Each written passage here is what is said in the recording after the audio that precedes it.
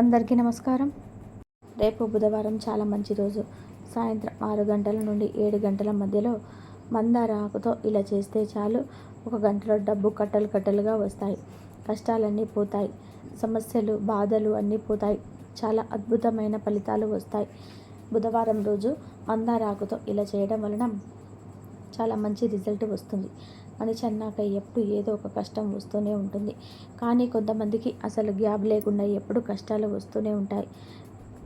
కలికాలంలో అందరినీ బాధపెట్టే సమస్య ఏదైనా ఉందంటే డబ్బు సమస్య. దాదాపు అందరూ కూడా డబ్బు లేకపోవడం వల్లనే ఎంతో ఇబ్బంది పడిపోతూ ఉంటారు. అప్పుల సమస్యలు కావచ్చు, సంపాదించిన ధనం చేతిలో నిలవకపోవడం కావచ్చు, ఏదో ఒక విధానంగా ధన సమస్యలు ఎదురవుతూ ఉంటాయి. మనకున్న ఎటువంటి ధన సమస్యలైనా సరే తొలగించే శక్తి మందార ఆకులకు ఉంటుంది. మందార పూలను పూజకు వాడుతుంటారు. మందార చెట్టుకి ఎంతో ప్రాధాన్యత ఉంటుంది కనుక మందార ఆకులతో ఈ పరిహారం చేసుకుంటే మీ కష్టాల నుండి బయటపడతారు. మీ బాధల నుండి బయటపడతారు. జాతక దోషాలు పోతాయి. చాలా మంచి ఫలితాలు వస్తాయి.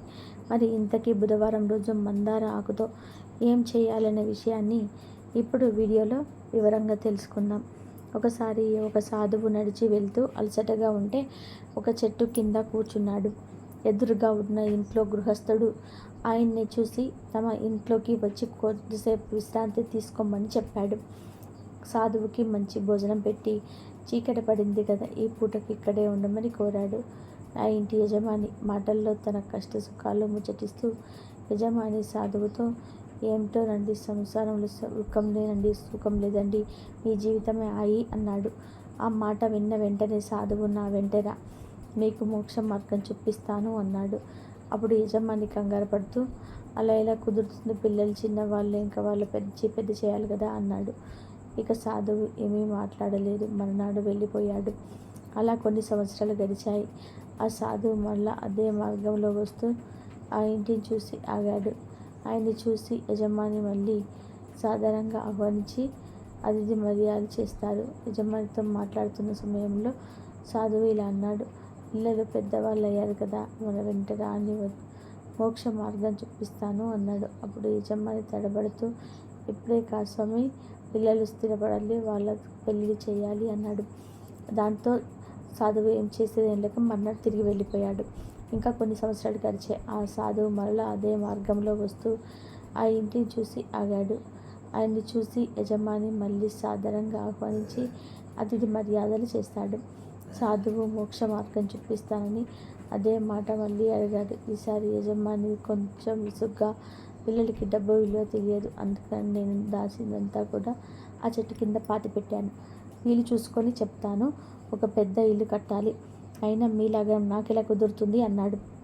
ఇక సాధువు మాట్లాడకుండా వెళ్ళిపోయాడు. కొన్ని సంవత్సరాలు గడిచాయి. సాధువు మళ్ళీ అదే మార్గంలో వస్తూ ఆ ఇంటి వంక చూడకుండా వెళ్ళిపోతుండగా ఆ యజమాని కొడుకు గమనించి సాధువుని ఇంటిలోకి ఆహ్వానించాడు. అప్పుడు సాధువు ఆ ఇంటి యజమాని గురించి అడగగా అతను తమ తండ్రి మరణించాడని చెప్పాడు.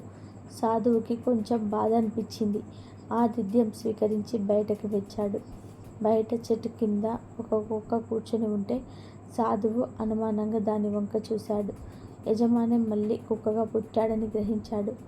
ఇప్పుడు సాధువు మంత్రజలం దాని మీద చల్లి, ఏమిటి పిచ్చి మోహం, కుక్కగా పుట్టి ఇంటి కళ్ళ దాచిపెడుతున్నావా, నా వెంటరా, మోక్ష మార్గం చూపిస్తానన్నాడు. యజమాని ఆ మాటలు మాత్రం వినలేను, ఎందుకంటే డబ్బులు ఇక్కడ దాచిన సంగతి పిల్లలకి చెప్పలేదు, ఎవరు దోచుకోకుండా ఉండాల్సిన బాధ్యత నాదే కదా అన్నాడు.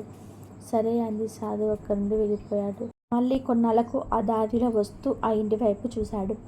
కుక్క కనబడలేదు. ఆ పక్క వారిని అడిగితే అది చనిపోయిందని చెప్పారు. అయినా సాధువు అనుమానం తీరక చుట్టూ చూస్తుంటే చెట్టు కింద ఒక పాము కనిపించింది. దీక్షగా ఆ పామును చూశాడు. ఖచ్చితంగా ఆ యజమాని మళ్ళీ పాముగా పుట్టాడు అని తెలుసుకొని మంత్రజలం చల్లి, ఇంకా ఇంటిని వదిలి వెళ్ళవా అన్నాడు. అప్పుడు ఆ పాము రూపంలో ఉన్న యజమాని, ఆ ఒక్క మాట మాత్రం అనకండి, నా సొమ్ము పిల్లకి కాకుండా ఇతరులకి దక్కనీయకుండా చూడాలి కదా అన్నాడు దీనంగా. సాధువు వెంటనే అతని ఇంట్లోకి వెళ్ళి అతని కొడుకులతో, మీ నాన్న చెట్టు కింద ధనం దాచిపెట్టాడు, కానీ జాగ్రత్త, అక్కడ పాము ఉంది అనగానే కొడుకులు ఎగిరి గంతేసి కర్రలు తీసుకొని బయలుదేరారు. ఆ పాముని కొడుకులు చంపేసి డబ్బును తీసుకున్నారు. తన కొడుకులే తనను కర్రలతో చావగొడుతుంటే అతను దీనంగా సాధువు వంక చూశాడు. కానీ అప్పటికి చాలా సమయమైంది. ఇక్కడ గ్రహించవలసిన నీతి ఏంటంటే, గృహస్థాశ్రమంలో బాధ్యతలు తప్పవు, కానీ మోహబంధాలు ఎంత గట్టిగా మనం వరకు కట్టేసుకోవాలనే వివేకం చాలా అవసరం. ఇహమే పరం గురించి కూడా మనం తప్పుగా సరిగా ఆలోచించాలి. విషయంలోకి వెళ్ళే ముందు ఫ్రెండ్స్, మీరు ఇప్పటివరకు కూడా మా వీడియోని లైక్ చేయకపోతే వెంటనే లైక్ చేయండి. అలాగే మా ఛానల్ని సబ్స్క్రైబ్ చేసుకొని మాకు సపోర్ట్ చేయండి. ఎందుకంటే మాకు మీ సపోర్ట్ చాలా అవసరం. బుధవారం రోజు ధనానికి సంబంధించినటువంటి పరిహారం చేసిన 100% ఫలితాలు వస్తాయి. ముఖ్యంగా ఎవరైతే ధన సమస్యలతో బాధపడుతున్నారో, అప్పుల బాధలతో సతమతమైపోతూ ఉన్నారో, అప్పులు తీర్చామని ఆనందంగా జీవించాలని కోరిక ఉంటున్నారు, వారు ఇంచు జరుగుతున్న చక్కగా 6 నుండి 7 గంటల మధ్యలో ఒక మంచి మందార ఆకును తెచ్చుకోండి. ఆ ఆకును తీసుకొని వెళ్ళి పూజ గదిలో మీ ఇష్టదైవం ముందు ఫోటో ముందు పెట్టి, తర్వాత ఆకు మధ్య పసుపుతో ఒక బొట్టును పెట్టండి. ఆ బొట్టు మీద గుప్పెడు బియ్యం వేయండి. పిడికెడు పడితే పిడికెడు బియ్యం వేయండి, లేదంటే ఆకు మీద ఎన్ని పడితే అన్ని బియ్యం పోయండి. తర్వాత ఒక 2 యాలకులను కూడా ఆ బియ్యం మీద వేసేసి ఆ మందార ఆకుని కళ్ళ కదలకుండా మళ్ళీ దేవుడి ముందు ఉంచి, దేవుడా, నాకు ధన సమస్యలు ఉన్నాయి, అప్పుల బాధలు ఉన్నాయి, ఆ సమస్యల నుండి బయటపడి ధన సమస్యలు లేకుండా బాగా సంపాదించి సంతోషంగా ఉండేలా చూడు దేవుడా అని సంకల్పం చెప్పుకున్నాడు.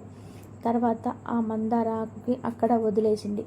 మళ్ళీ మరునాడు ఉదయం నిద్రలేచి స్నానం చేసిన తర్వాత దేవుడి గదిలోకి వెళ్ళి ఈ మందార ఆకుని, బియ్యాన్ని, యాలకులను తీసి ఎక్కడైనా సరే మట్టిలో పాతి పెట్టేయండి. అంటే చిన్న గొయ్యి తీసి పాతి పెట్టేయండి.